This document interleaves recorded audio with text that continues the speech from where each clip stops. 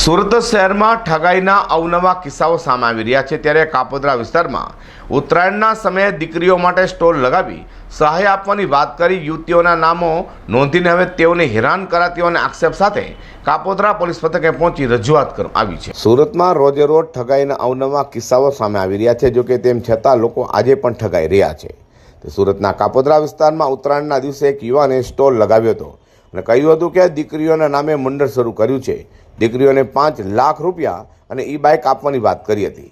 આશરે 2121 દીકરીઓના નામ નોંધવામાં આવ્યા હતા। જોકે હવે દીકરીઓને હેરાન કરાઈ રહ્યા હોય તેવા આક્ષેપ સાથે દીકરીઓ વાલીઓ સાથે મોટી સંખ્યામાં કાપોદ્રા પોલીસ મથકે પહોંચી હતી અને રજૂઆત કરી હતી। મારું નામ કૃષ્ણા છે અને આ વાત ડિસેમ્બરની છે કે જે રામભાઈ ચોપડા જે છે તે દાન કરવાના બાને અમારી પાસે આવેલા હતા અને એણે એમ કીધું હતું કે અમે 2151 દીકરીઓને દાન કરવા માગીએ છીએ, તો તમે ગરીબ દીકરીઓના નામ ગોતો એમ।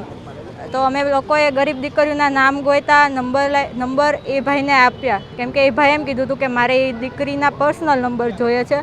તો અમે એ દાનના બાને અમે એટલે ગરીબ લોકોને સેવા થાય એટલા માટે અમે એને નંબર આપ્યા। તો એ ભાઈએ એને પર્સનલી મેસેજ કરે, વિડીયો કોલ કરે, પછી વિડીયો બનાવીને મોકલે, એવા એ લોકોને પર્સનલી મેસેજ કરે છે। અત્યારે એ ભાઈ ફરાર થઈ ગયા છે। દાન તો આપેલું જ નથી, ઉપરથી અમને આરોપ અમારા ઉપર નાખે છે કે તમે અમારા પૈસા લઈ ગયા છે તો પૈસા આપો, એવા અમને પર્સનલી મેસેજ કરે છે।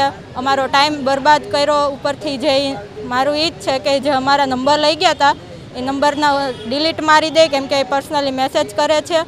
હાલ તો દીકરીઓને સહાય આપવાની વાતો કરી તેઓના કોન્ટેક્ટ નંબર મેળવી હવે હેરાન કરાઈ રહી હોય તે મામલે પોલીસ તપાસ હાથ ધરે તેવું ખાસ જરૂરી બન્યું છે।